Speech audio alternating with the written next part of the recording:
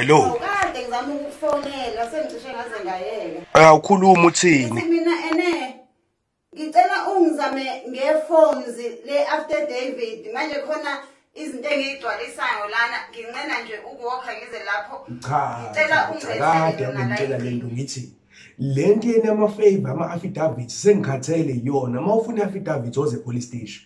Hawu iforms nje ungaze ukhulumela iforms.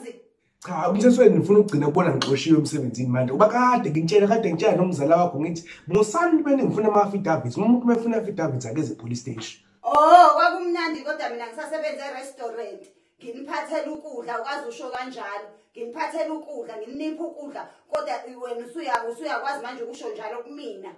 Angithi waxoshwa-ke nalapha e-restaurant wazokhunyelwa yimina usuboshwa wazokhunyelwa yimina usuxoshiwe ngenxa yakho ntshontsha ukudla usufuna nami same thing yenzekela kumina. Angithi nawe usebenza lapha emoshwari ngicela ungenzele kanjena-ke ngicela nami ungiphathele idumbu eziwu-2 ngizokuphathela i-affidavit namntambama.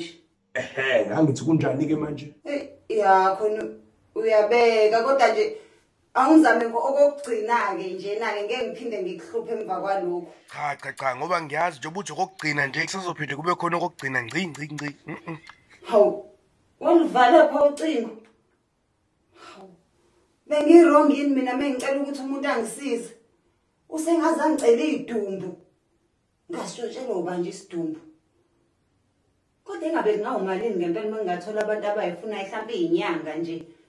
Mhlawumbe manathi ufuna nje noma amafutha omuntu. Hey phela umuntu uqakekile. Anisiyekeni. Please subscribe to my YouTube channel for more videos. Subscription is free. Mahala.